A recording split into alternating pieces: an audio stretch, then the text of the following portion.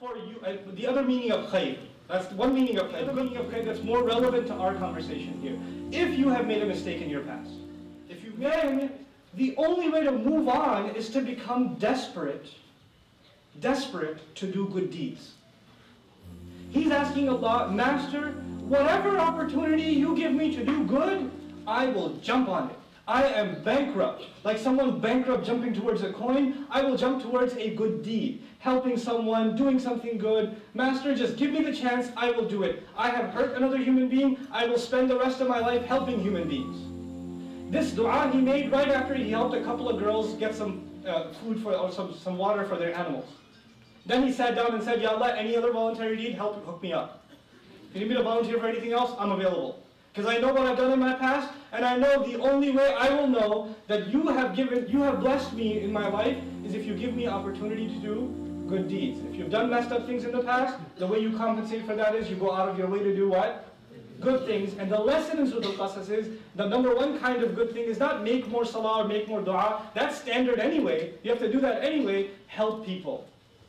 Do good things for people. Mend relations. You know, visit the sick. Take care of your parents. Visit your grandparents. Talk to the cousin that you hate. Send them a gift. That stuff. That's what because he did good for these girls. He didn't go and, you know, do ibadah and then say, Ya Allah, forgive me. Actually, he just helped these girls and saw that helping them is actually my healing, me moving on with life. That's how he saw it, alayhi salam. Okay? So that's when you make a personal mistake. Now I told you there are three kinds of sadness that I divided. There was sadness brought on you by yourself. There was sadness from what? Sadness brought upon you by other people.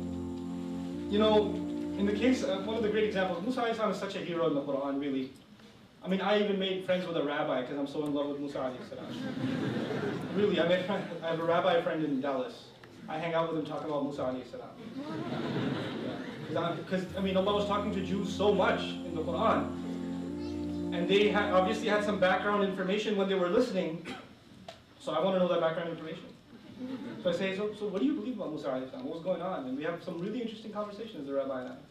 Some good stuff. You know? We mostly disagree, just so you know. Mostly disagree. And one of our first conversations was, so, how did Moses get revelation? Alayhi salam. He goes, well, you know, he was herding his sheep and he saw a fire on a mountain. I was like, cool. Was he by himself? He goes, yeah. I was like, he was with his family. He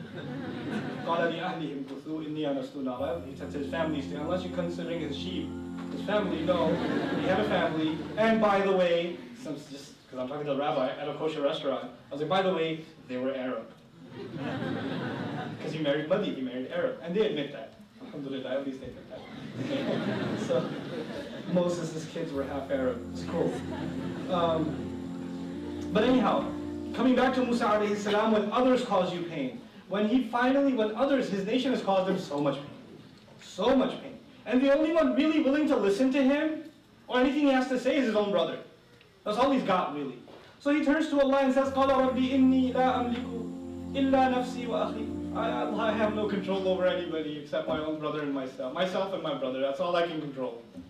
فَافْرُقْ بَيْنَنَا وَبَيْنَ الْقَوْمِ الْفَاسِقِينَ. Ya Allah, just can you divorce us from these other people? I can't deal with them anymore. This is not for family. Don't make dua to Allah, Ya Allah, my mother-in-law. Move her to another state. Ya Allah, if she can just move to Atlanta, it would be so much better for us. No. This is about other people, not family. There's no escape from family. La mafarra min al-ahad. Ain't no escape. Prophets they cannot depart from the family until God's commandment comes. Nuh alayhi salam has to stick with his family until Allah tells him leave. Ibrahim alayhi salam continues to pray for his father until Allah tells him stop. When a mother came up to me and said, my son is such a disappointment. One of my kids memorized Quran, did this. The other one drinks and he clubs and I don't even think he's my son anymore. I don't consider him my son. Desi auntie, no, aaj ke baad mera beta nahi hai. That sort of thing. I told her, how do you say it? Well, you know, Ibrahim alayhi salam, he left his father, and Nuh alayhi salam, Allah told him it's not your family. I was like, Allah told you it's not his family, or Nuh alayhi salam? And after how many hundreds of years have you lived that you get to apply the fatwa of Nuh alayhi salam yourself? Watch it, lady. That's still your son. You can call him whatever you want, but he's still your son. You can't break family ties. But you can pray to Allah to separate you from those who are not family that are causing you a lot of grief. It could be your employer causes you a lot of grief. It could be, Ya Allah, get me a job where I don't have to suffer through this. That's fine. If Musa alayhi salam has a right to ask that, you have a right to ask that. That's fine. There are some people you just can't get along with. They're just there to cause you grief. And you pray to Allah to help you get away from those kinds of people. Keep you away from them. And that's perfectly fine.